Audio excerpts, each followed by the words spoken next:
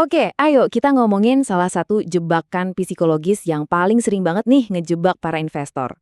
Sebuah fenomena yang mungkin tanpa sadar lagi Anda alami sekarang juga.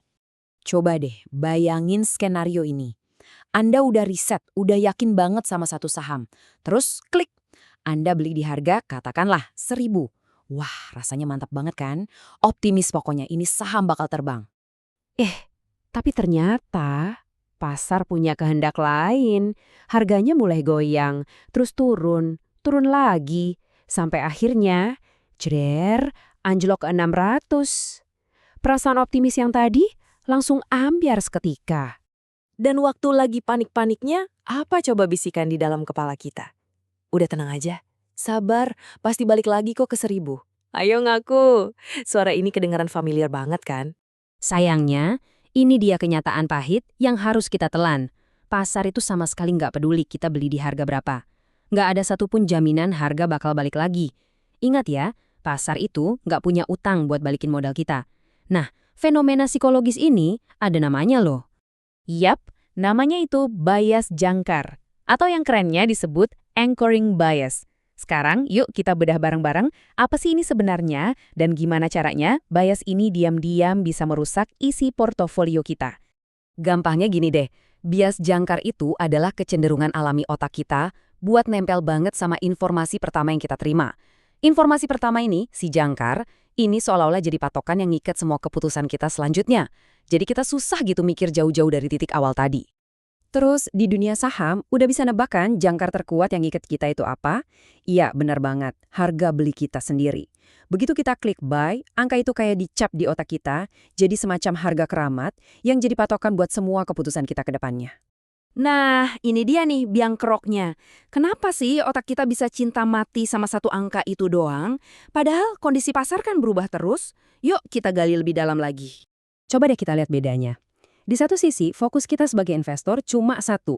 Duh, harga beliku berapa ya? Kapan nih balik modal? Kita itu seolah-olah terobsesi sama masa lalu. Tapi di sisi lain, pasar sama sekali nggak ngelihat ke sana. Pasar itu ngelihatnya ke depan. Gimana kinerja perusahaannya, gimana kondisi ekonominya, permintaan dan penawarannya gimana. Ini tuh dua dunia yang benar-benar beda. Dan karena fokusnya beda jauh, hasilnya apa? Keputusan kita jadi, irasional. Kita jadi ngeyel nahanin saham yang lagi rugi cuma gara-gara satu harapan, balik modal. Atau yang lebih bahaya lagi, kita nolak jual saham yang fundamentalnya udah jelas-jelas jelek, semua karena kita masih terikat sama harga beli di masa lalu. Terus kenapa sih otak kita bisa kayak gitu? Jawabannya simpel. Karena otak kita itu pada dasarnya pemalas yang efisien. Menganalisis pasar itu kan rumit, butuh banyak energi. Makanya otak kita nyari jalan pintas. Dan jalan pintas termudah, ya harga beli kita. Gampang diingat, nggak perlu mikir panjang. Tapi sayangnya di dunia investasi, jalan pintas ini seringnya malah jadi jalan buntu. Oke, kita udah tahu masalahnya. Pertanyaan besarnya sekarang, gimana dong caranya biar kita bisa lepas dari jeratan jangkar ini? Tenang, ada kok caranya. Ada beberapa langkah praktis yang bisa langsung Anda coba. Ada 3 langkah. Pertama, kesadaran diri. Akui aja dalam hati. Oke, harga beli ini emang penting buat perasaanku. Tapi buat pasar, angka ini nggak ada artinya. Kedua, evaluasi ulang dari nol. Coba lupakan sejenak harga beli Anda. Terus tanyakan pertanyaan sakti ini ke diri sendiri. Kalau hari ini gue punya duit cash, gue mau nggak beli saham ini di harga sekarang? Jawaban jujur dari pertanyaan ini bisa mengubah segalanya. Ketiga, punya rencana. Sebelum beli, tentukan aturannya. Di harga berapa Anda akan jual rugi? Di harga berapa Anda mau ambil untung? Biarkan rencana yang jadi komandan, bukan emosi sesaat. Dan ini poin penting banget ya. Melepas jangkar ini tuh bukan soal siapa yang lebih pinter atau punya IQ tinggi. Ini murni soal mengubah cara kita memandang sesuatu. Udah, jangan lagi kebanyakan ngelihat kaca spion, yaitu harga beli di masa lalu. Mulai sekarang, fokuskan pandangan kita ke depan, kemana prospek perusahaan ini akan membawa kita. Jadi intinya, kalau ada satu hal yang perlu Anda ingat dari obrolan kita kali ini, ya ini. Investor yang sukses itu fokusnya ke kaca depan, ke prospek masa depan perusahaan.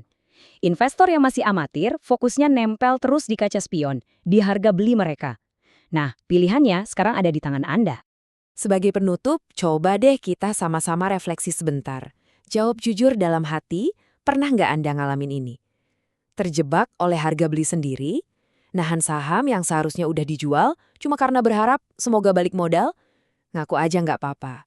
Justru kesadaran ini adalah langkah pertama untuk jadi investor yang jauh lebih bijak dan rasional ke depannya.